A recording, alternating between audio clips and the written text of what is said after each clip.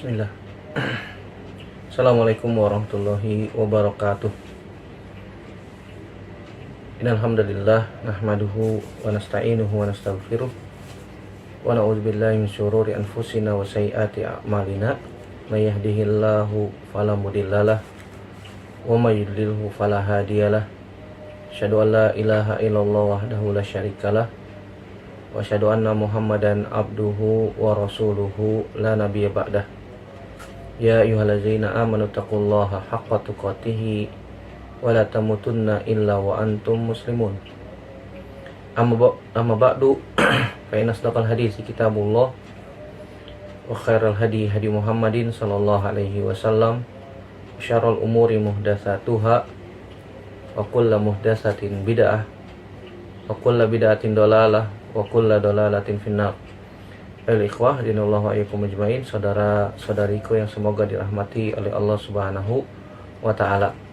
Alhamdulillah, segala puji hanya milik Allah Subhanahu wa taala yang dengan nikmatnya kita diberikan kenikmatan yang sangat banyak, di antaranya nikmat iman, nikmat Islam, nikmat sehat, nikmat waktu luang yang mewajibkan kita bersyukur kepada Allah Subhanahu wa taala setiap waktu, setiap saat, setiap detik, bahkan sebanyak hembusan nafas kita wajib bersyukur kepada Allah Subhanahu wa taala. Siapa saja yang diberikan oleh Allah Subhanahu wa taala hidayah, maka tidak ada satupun makhluk yang bisa menyesatkan dia. Dan sebaliknya, siapa yang disesatkan oleh Allah Subhanahu wa taala, siapa saja yang dikunci rapat hatinya oleh Allah Subhanahu wa taala, maka tidak ada satupun makhluk di alam semesta ini yang bisa memberikan dia hidayah. Salawat dan salam semoga senantiasa tercurahkan kepada Nabi kita Muhammad sallallahu alaihi wasallam, kepada keluarganya, sahabatnya, dan tidak lupa kita sebagai umatnya sampai kiamat kelak.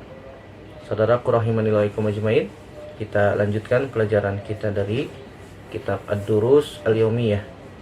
Kita masuk pelajaran yang ke 135.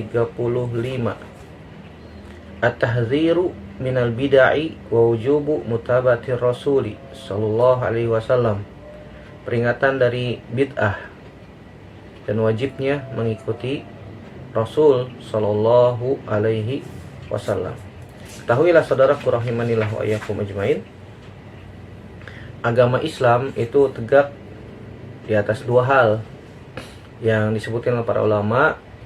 Syarat diterimanya amal ada dua, yaitu yang pertama adalah ifradullahi bil ibadah, yaitu mengesahkan Allah dalam beribadah, ikhlas dalam beramal. Yang kedua mutaba'atur rasul. Mutaba'atur rasul yaitu mengikuti contoh Nabi sallallahu alaihi wasallam. Setiap ibadah yang tidak mengikuti tuntunan Nabi sallallahu alaihi wasallam dan tidak diizinkan oleh syariat, artinya nggak ada dalilnya, tidak ada pondasinya, tidak ada sandarannya dari Islam, dari hadis Nabi sallallahu alaihi wasallam ataupun dari Al-Quran, maka dia tergolong sesuatu yang muhdas, sesuatu yang baru dalam agama. Kalau dibahasakan, kita biasanya menyebutnya dengan istilah bid'ah. Dengan istilah bid'ah. Ini kalimat-kalimat yang bid'ah ini bukan kalimat yang baru ya. Kalimat yang sudah lama disebutkan oleh Nabi Shallallahu Alaihi Wasallam. Dalam hadis riwayat Imam Muslim, Nabi SAW mengatakan dari sahabat Jabir bin Abdullah radhiyallahu taala anhu, Nabi SAW jika berkhutbah, Nabi SAW menyebutkan, inna khairal hadithi kitabullah wa khairal hadi hadi Muhammadin sallallahu alaihi wasallam wa syarrul umuri muhdatsatuha wa kullu bid'atin dolalatun. Akhrajahu Muslim. Hadis kalimat yang disebutkan oleh Nabi SAW, kalimat bid'ah ini bukan kalimat yang diada-adakan, tidak, karena Nabi SAW menyebutkannya. Kata Nabi SAW, kata Jabir bin Abdullah radhiyallahu anhu, Nabi SAW biasa jika berkhutbah Nabi mengucapkan, inna khairal hadithi kitabullah. Sungguhnya sebaik-baik perkataan adalah firman Allah, itu Al-Quran. Wa khairal hadi Muhammadin sallallahu alaihi wasallam. Dan sebaik-baik petunjuk adalah petunjuk Nabi Muhammad sallallahu alaihi wasallam. Wa syarrul umur muhdatsatuha. Dan seburuk-buruk, sejelek-jelek sebuah perkara adalah yang baru dalam agama. Muhdats itu adalah sesuatu perkara yang baru dalam agama yang tidak pernah diajarkan oleh Nabi SAW, tidak pernah diisyaratkan oleh Nabi SAW, tidak pernah dilakukan oleh para sahabat, tabi'in, tabi'ut tabi'in, dan generasi terbaik dalam Islam. Tidak pernah dilakukan. Ini adalah muhdats. Kemudian kata Nabi SAW, wa kullu bid'atin dolalah. Dan setiap bid'ah itu sesat. Setiap bid'ah itu apa? Sesat. Dari hadis ini sudah jelas bahwasanya setiap bid'ah itu sesat. Nggak ada bid'ah yang hasanah. Nggak ada bid'ah yang hasanah. Ingat ya, ketika kita membahas tentang ini bid'ah, maka cakupannya adalah di dalam agama. Di dalam agama, bukan masalah urusan dunia, bukan. Kalau masalah urusan dunia, Nabi SAW perbolehkan. Misalnya mic ini nih, pengeras suara, HP, mobil, apalagi tuh. Banyak urusan dunia ya. Kalau urusan dunia, kita diperintahkan untuk berkreasi, berinovasi, ya, menemukan hal-hal yang baru dalam masalah urusan dunia, gak ada masalah. Sebagaimana Nabi SAW ketika baru datang ke kota Madinah, Nabi SAW melihat para sahabat mengawinkan pohon kurma. Jadi pohon kurma itu kalau mau menghasilkan buah yang bagus harus dikawinkan. Dan pohon kurma itu bisa dikawinkan jika sudah balik. Baliknya itu ketika umur 17 tahun, kata orang yang paham tentang masalah ini ya. Jadi pohon kurma itu dikawinkan jika sudah balik, dan baliknya ketika umur 17 tahun. Jadi pohon kurma juga ada yang jantan, ada yang betina. Jadi dengan vegetatif buatan, dengan bantuan manusia, serbuk itunya ditaburkan dengan bantuan manusia. Kemudian Nabi SAW melihat, kalau kalian biarkan, emang kenapa? Jadi biarkan saja, alami gitu maksudnya ya. Biarkan alami saja. Kemudian para sahabat pun mengikuti saran Nabi SAW. Akhirnya apa yang terjadi? Akhirnya buah kurmanya kecil-kecil dan tidak manis. Wahai Rasulullah, ini buah kurma kalau tidak dikawinkan hasilnya seperti ini. Kemudian Nabi SAW mengatakan apa? Antum a'lamu bi umuri dunyakum. Kalian yang lebih paham tentang masalah urusan dunia kalian. Artinya, kata para ulama, kalau dalam masalah urusan dunia, silakan bebas. Kalian berinovasi, kalian berkreasi, bebas. Mau bikin sepeda yang punya sayap bisa terbang, silahkan. Ya, sekarang teknologi dikembangkan, mobil yang bisa terbang, atau rumah anti gempa, silahkan, nggak ada masalah. Tidak ada masalah. Mau bikin sendal yang bisa terbang juga nggak ada masalah, kalau bisa. Kalau bisa. Tapi kalau dalam masalah urusan dunia, nah ini dulu, ini yang kita bahas.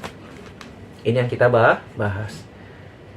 Sesuatu yang baru dalam masalah agama. Ini yang dibatasi oleh Nabi SAW. Kullu bid'atin dolalah. Setiap bid'ah itu sesat, maksudnya dalam agama. Kalau dalam masalah urusan dunia, bebas. Paham ya? Jadi kalau membahas tentang masalah bid'ah ini ya urusannya agama, bukan urusan dunia. Jadi jangan bawa-bawa urusan dunia tentang masalah bid'ah. Kalau bid'ah dalam masalah urusan dunia, bebas. Karena Nabi katakan, antum a'lamu bi umuri dunyakum. Oleh karena itu, Islam tidak mengizinkan kebid'ahan. Orang bikin-bikin amalan baru tanpa dalil yang dinisbatkan kepada Islam, ini gak boleh. Jatuhnya sesuatu yang muhdats, sesuatu yang baru, yang bid'ah. Dan ini tertolak. Seorang membuat sebuah amalan-amalan yang notabene-nya bukan dari Islam, dia nisbatkan kepada Islam. Ini dosanya luar biasa.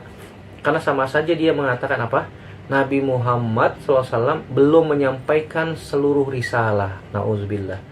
Nas'alullah salamata wal afiyah. Sebagaimana perkataan para ulama, siapa saja yang melakukan kebid'ahan faqad za'ama anna Muhammadan khana risalah. Siapa saja yang melakukan kebid'ahan sama saja dia menuduh Nabi Muhammad SAW telah mengkhianati risalah. Nauzubillah.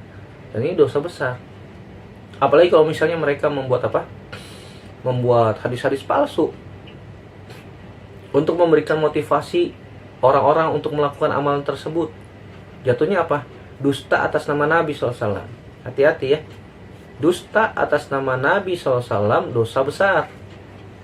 Kata Nabi SAW, man kazaba alayya muta'ammidan falyatabawwa maq'adahu minan nar. Hadis yang dikeluarkan oleh Imam Muslim.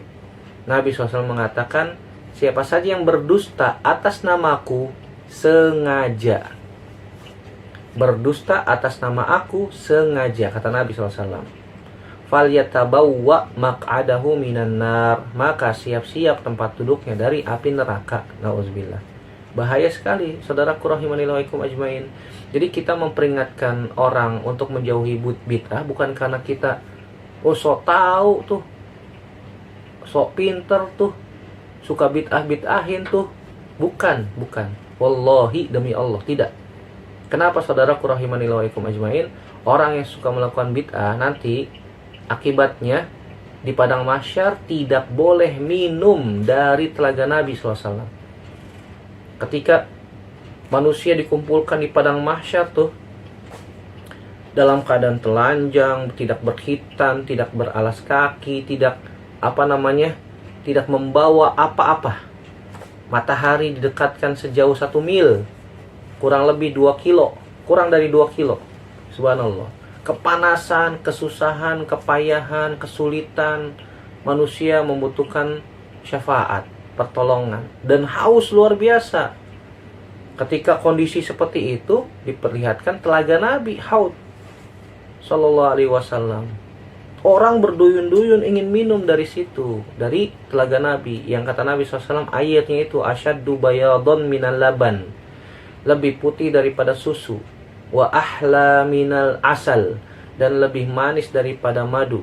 Faman syariba minhu lam yazma abadan. Siapa saja yang minum dari telaga tersebut tidak akan haus lama-lamanya. Kemudian ternyata ada orang yang dihalangi tidak boleh minum. Nah, siapa mereka itu? Ketika Nabi SAW melihat umatnya ada yang dihalangi tidak boleh minum dari telaga Nabi, Nabi protes. Ummati, itu umatku tuh. Kok nggak boleh minum? Kenapa? Kata para malaikat, ya Muhammad, innaka la tadri maza ahdatsu ba'dak. Wahai Muhammad, engkau tidak tahu apa yang mereka lakukan setelah engkau meninggal. Kata para ulama, mereka melakukan bid'ah. Tuh, lihat tuh. Bahaya tidak? Bahaya. Kita menasehati, mengingatkan saudara-saudara kita agar tidak melakukan kebid'ahan supaya bisa minum nanti dari telaga Nabi. Kalau orang yang melakukan kebid'ahan nanti dihalangi sama malaikat, nggak boleh minum dari telaga Nabi. Kasian nggak? Kasian. Kita itu bukan merasa sok tahu, bukan paling benar sendiri.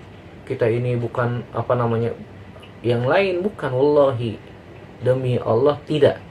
Karena kita sayang kepada saudara kita sesama kaum muslimin, agar kita bisa menikmati bersama-sama bagaimana nikmatnya, sejuknya air di telaga Nabi Sallallahu Alaihi Wasallam, supaya kita bisa minum bareng-bareng di sana, supaya kita bisa juga menikmati bagaimana manisnya air di telaga Nabi SAW yang lebih manis daripada madu, yang cangkir-cangkirnya kata Nabi SAW lebih banyak dan lebih indah daripada bintang-bintang di langit. Subhanallah. Dan ternyata air di telaga Nabi itu berasal dari mata air salsabila di surga Firdaus. Subhanallah. Dari surga Firdaus memancar mata air salsabila, kemudian mengalir ke surga. Ada sungai Al-Kautsar sungai yang Allah berikan untuk Nabi Shallallahu Alaihi Wasallam. Kemudian dari sungai Al-Kautsar itu mengalir sampai ke padang mahsyar, membentuk sebuah telaga yang disebut Haud, telaga Nabi SAW, yang panjangnya kata Nabi SAW, panjangnya perjalanan sebulan, lebarnya perjalanan sebulan. Berarti panjang sama lebar sama panjangnya. Berarti bentuknya apa? Persegi. Nah, telaga Nabi SAW bentuknya persegi. Panjang dan lebarnya itu masing-masing sama seperti perjalanan sebulan. Sangat besar berarti, subhanallah. Setiap orang bisa minum di situ dengan syarat muslim dan tidak melakukan kebid'ahan. Nah, ada yang dihalangi di sana karena melakukan kebid'ahan, dan juga para ulama menyebutkan di antara orang yang dihalangi tidak boleh minum dari telaga Nabi adalah orang-orang yang membantu pemimpin yang zalim. Disebutkan oleh para ulama demikian. Orang-orang yang membantu pemimpin yang zalim. Maka hati-hati saudaraku rahimani wa ajmain, kita memperingatkan manusia dari hal ini supaya kita menginginkan kebaikan, supaya nanti di akhirat kita bisa bareng-bareng minum dari telaga Nabi Sallallahu Alaihi Wasallam yang airnya sejuk, lebih manis daripada madu, lebih putih daripada susu. Ya, dan yang minum di telaga Nabi SAW yazma abadan, maka dia tidak akan merasakan haus selama-lamanya. Nah, ini apa namanya? Bahaya bid'ah ya, bahaya bid'ah. Bukan berarti kita merasa sok tahu, paling pintar sendiri. La, wallahi, demi Allah tidak. Karena kita sayang kepada saudara kita kaum muslimin, saling mengingatkan agar tidak terjatuh kepada sesuatu yang bisa merugikan diri kita sendiri. Ingat bahwasanya syariat kita, syariat Islam itu dibangun di atas maslahat. Dibangun di atas maslahat untuk umatnya. Siapa saja yang mengikuti perintah Allah dan Rasulnya, pasti dia akan mendapatkan manfaatnya, pasti. Alimahu man alimahu wa jahilahu man jahilahu. Ada manfaat yang sudah kita ketahui, ada manfaat yang belum kita ketahui. Sebaliknya, siapa saja yang melanggar ketentuan Allah dan Rasulnya, melanggar larangan Allah dan Rasulnya, nah, orang-orang yang melanggar pasti akan mendapatkan mudarat, pasti akan mendapatkan bahaya. Apa saja bahayanya? Alimahu man alimahu wa jahilahu man jahilahu. Ada bahaya yang sudah kita ketahui, ada bahaya yang belum kita ketahui. Kewajiban kita apa, Ustadz? Ya, mengikuti perintah dan menjauhi larangan. Selesai. Dari mana kita bisa tahu ini perintah, ini larangan? Belajar dari hadis-hadis Nabi SAW, dari firman Allah dalam Al-Quran, melalui penjelasan para ulama Rabbani, para ulama yang telah yang telah jelas keilmuan mereka. Keilmuan mereka sudah jelas. Kita akan bacakan hadis-hadis Nabi SAW. Begitu juga dari Al-Quran. Allah Subhanahu wa Ta'ala menyebutkan di dalam surat Ali Imran ayat 31. Allah Subhanahu wa Ta'ala sebutkan, "Qul in kuntum tuhibbunallah fattabi'uni yuhibbukumullah wa yaghfir lakum dzunubakum." Kata Allah Subhanahu wa Ta'ala dalam surat Ali Imran ayat 31, katakan, jika kalian mencintai Allah, fattabi'uni, ikuti aku, kata Allah Subhanahu wa Ta'ala, perintahkan kepada Nabi SAW. Katakan, wahai Muhammad, kalau mereka itu orang beriman, cinta sama Allah, ikuti kamu, ikuti Nabi SAW. Ini konsekuensinya ya. Kalau kita ngaku-ngaku cinta Allah, ikuti perintah Nabi SAW. Yuhibbukumullah, maka akibatnya Allah akan mencintai kalian, orang-orang yang beriman. Wa yaghfir lakum dzunubakum, dan Allah akan mengampuni dosa-dosa kalian. Kalau kita ngaku-ngaku cinta sama Allah, mana buktinya? Jangan cuma di lisan doang. Di lisan saja cinta Allah, cinta Rasul, tapi prakteknya bahkan menyelisihi apa yang dia ucapkan. Dia melakukan sebuah amalan-amalan yang tidak pernah diperintahkan oleh Allah Subhanahu wa Ta'ala. Bahkan mereka melakukan pelanggaran-pelanggaran yang dilarang oleh Allah dan Rasulnya. Apakah ini tanda orang itu cinta sama Allah dan Rasulnya? Kalla, demi Allah tidak. Kazab, dusta. Hanya di lisan saja. Cintanya cinta gombal. Cintanya cinta palsu. cintanya cinta bohong. Dia ngaku-ngaku cinta Allah dan Rasulnya, tapi amalannya menyelisihi perintah Allah dan Rasulnya. Apakah ini yang disebut dengan cinta? Nah, iya cinta, tapi cintanya gombal. Cinta gombal, bohong, dusta. Begitu juga dalam surat An-Nisa, Allah Subhanahu wa taala menyebutkan dalam ayat 65, Allah Subhanahu wa taala berfirman, "Fala wa rabbika la yu'minuna hatta yuhaqqimuka fima shajara bainahum, tsumma la yajidu fi anfusihim harajan mimma qadaita wa yusallimu taslima." Kata Allah, demi Rabbmu, mereka tidak beriman dengan sebenar-benar iman sampai menjadikan kamu, wahai Muhammad, sebagai hakim, sebagai pemutus perkara atas apa yang mereka perselisihkan. Jadi kalau misalnya kaum muslimin ada sebuah perselisihan, kembalikan kepada hadis Nabi SAW. Ada solusinya Ustadz? Ada. Cuma kita nggak mau baca hadisnya. Cuma kita nggak tahu, atau belum baca, atau belum tahu. Kewajiban kita ya tanya kepada ahli ilmu, tanya kepada ustadz, tanya kepada orang yang benar-benar faham tentang masalah hadis Nabi SAW. Semuanya ada dalam hadis Nabi. Nabi sudah memberikan solusi Sallallahu Alaihi Wasallam atas setiap permasalahan. Ada, cuma kitanya aja yang nggak faham, kitanya aja yang nggak mau baca, nggak mau belajar.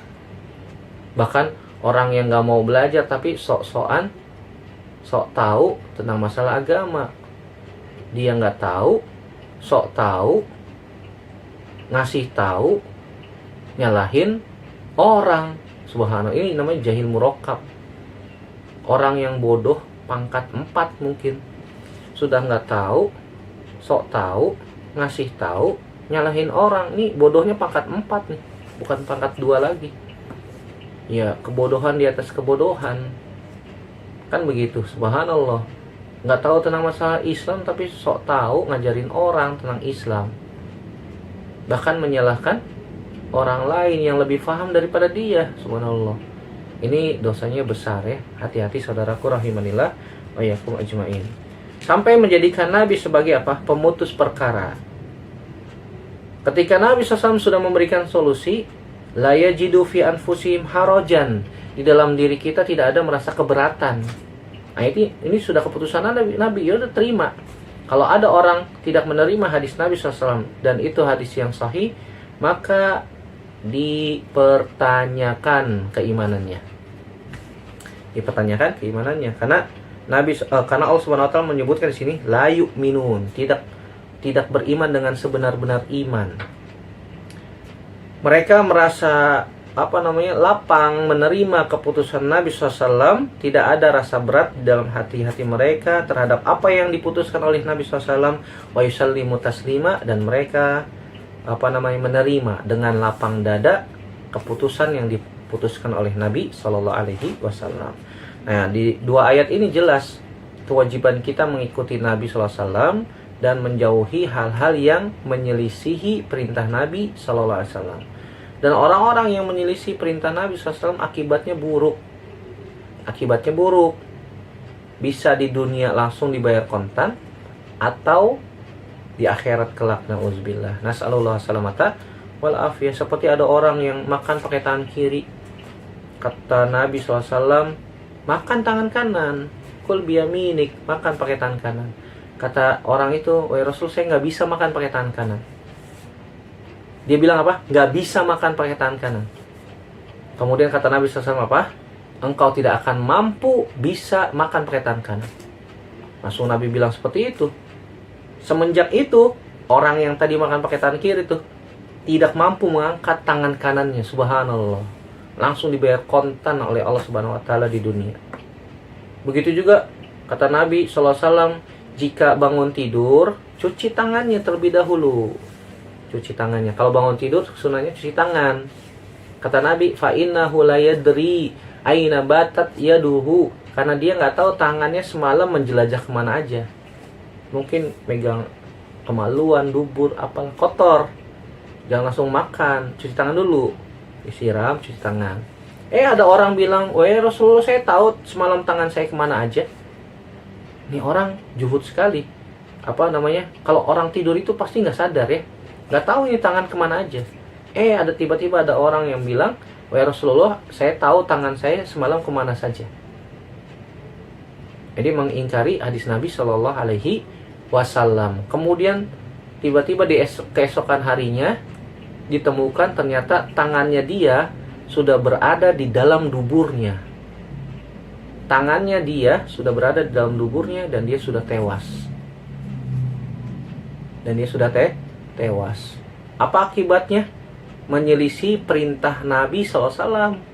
Itu dibayar kontan sama Allah Subhanahu Wa Taala di dunia. Apalagi nanti di akhirat. Nauzubillah. Nas'alullah salamata wal afiyah. Kalau kita baca hadis-hadis yang seperti itu, Pak, atau saudaraku rahimanillah wa ikum ajmain, kita akan menambah keimanan, menambah keyakinan, tambah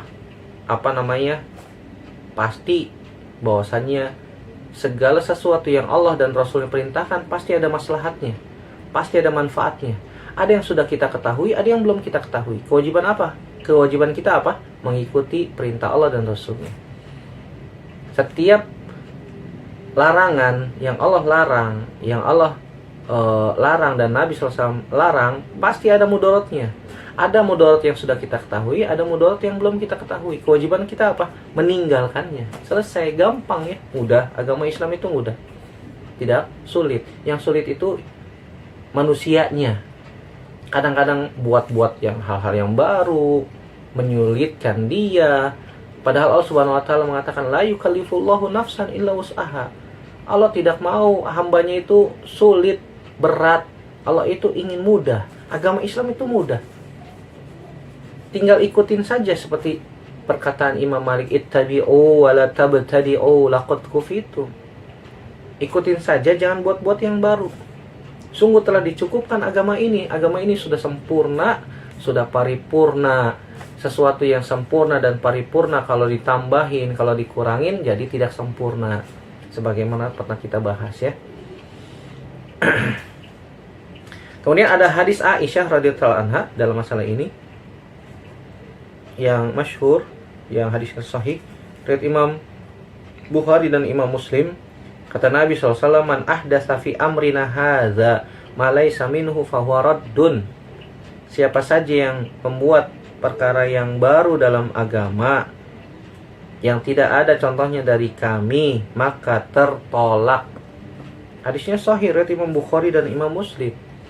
Ini hadis yang menjadi dasar larangan melakukan kebid'ahan.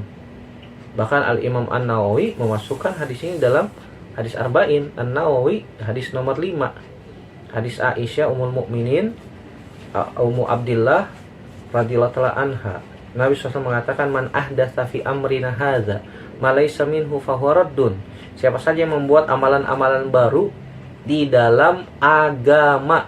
Ya, fi amrina hadza, di dalam masalah urusan agama, bukan masalah urusan dunia ya. Tadi sudah kita sebutkan kalau urusan dunia bebas, berinovasi, berkreasi, bebas. Tapi kalau dalam masalah urusan agama, nggak boleh berkreasi-kreasi, nggak boleh berinovasi, nggak boleh. Ikuti saja apa yang digariskan oleh Nabi Shallallahu Alaihi Wasallam. Terkadang saudara-saudara kita, khususnya di negeri kita saja ya, yang kita lihat alal asaf nih, mohon maaf, kebalikan. Kalau dalam masalah urusan agama kreatif, inovatif.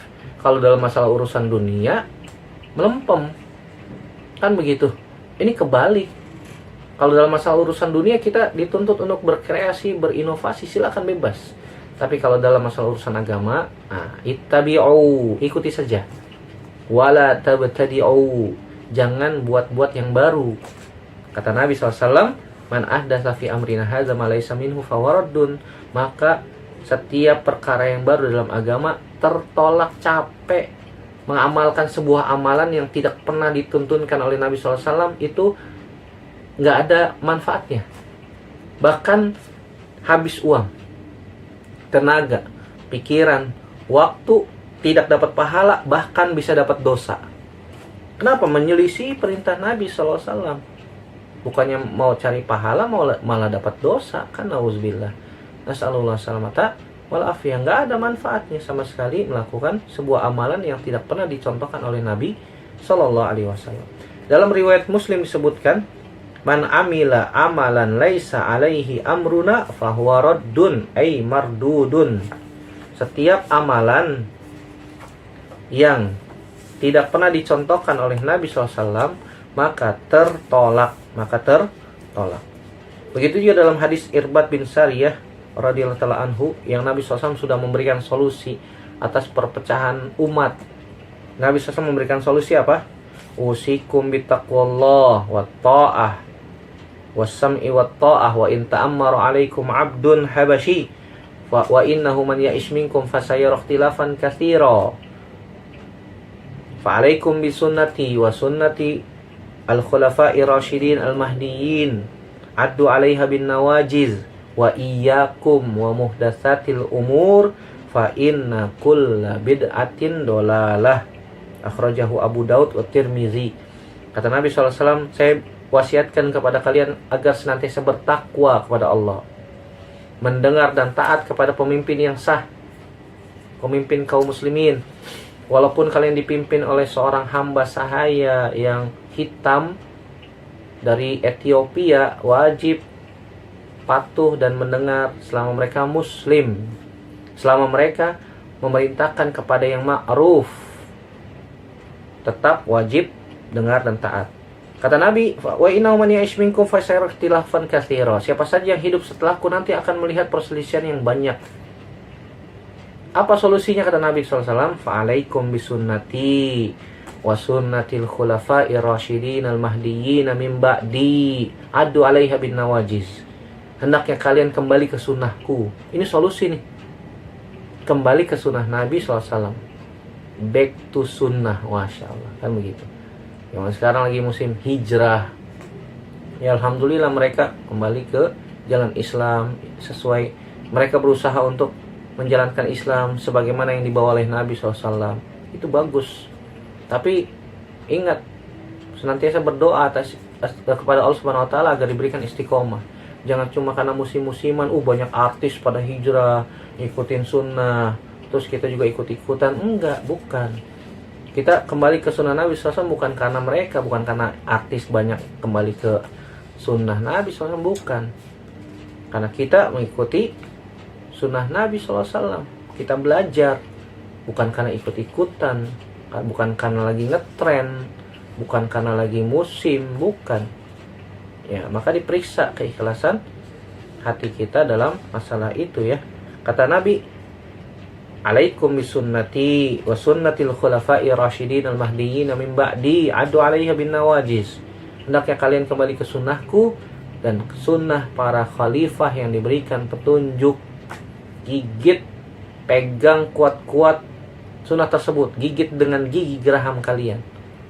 Nabi katakan gigit dengan gigi geraham, bukan dengan gigi seri. Kalau gigi seri ditarik patah, tapi kalau gigi geraham kuat, menunjukkan agar kita diwajibkan berpegang teguh dengan kuat sunnah Nabi SAW. Kemudian Nabi memberikan peringatan, iyyakum, hati-hati, wa muhdatsatil umur, sama perkara yang baru dalam agama, karena ini membinasakan ya. Ya, kita memberikan peringatan agar orang menjauhi kebid'ahan karena kita sayang kepada mereka. Karena kita sayang kepada saudara kita kaum muslimin, jangan sampai mereka binasa. Jangan sampai mereka apa? Beramal tapi ditolak sama Allah Subhanahu wa taala. Iyyakum, hati-hati, wa muhdatsatil umur, terhadap perkara-perkara yang baru dalam masalah agama.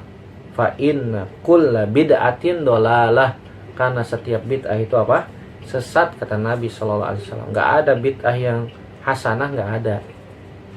Adapun perkataan Umar bin Khattab radhiyallahu anhu ketika menyatukan para sahabat salat tarawih dengan satu imam, kata Umar bin Khattab, sebaik-baik bid'ah itu hazihi, ini.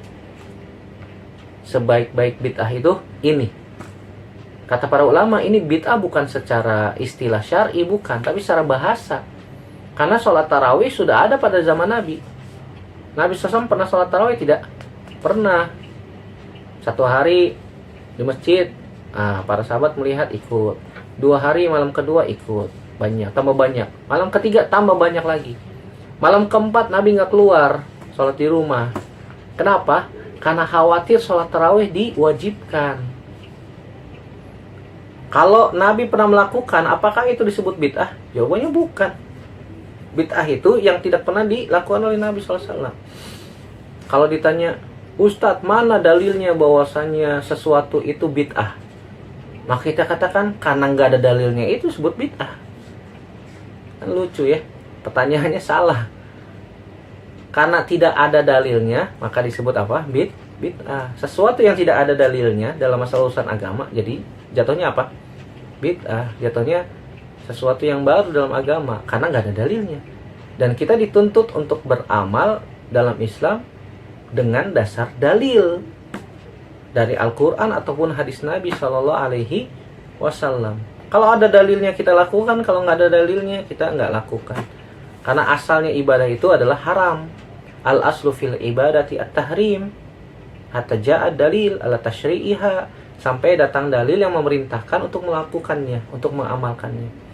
Jadi kita berusaha mengamalkan Islam dibangun di atas dalil. Jangan cuma kila wa qol, katanya Ustadz begini, katanya Pak Kiai begini. Enggak, Ustadz Kiai itu bukan dalil. Dalil itu Al-Quran dan hadis Nabi Sallallahu Alaihi Wasallam. Kalau perkataan Ustadz itu menyelisih dalil, maka buang. Perkataan Ustadz bukan dalil. Perkataan Pak Kiai bukan dalil. Perkataan orang pinter kata mereka, padahal mah nggak pinter-pinter, kan begitu. Subhanallah. Kalau menyelisih dalil, buang. Perkataan Imam Abu Hanifah, Imam Malik, Imam Syafi'i, Imam Ahmad bin Hambal hampir serupa. Kalau ada perkataanku yang menyelisih dalil Nabi SAW, buang jauh-jauh perkataanku, jangan diambil. Itu imam tuh bilang seperti itu. Nah, apalah kita ya dibandingkan mereka. Tidak ada apa-apanya.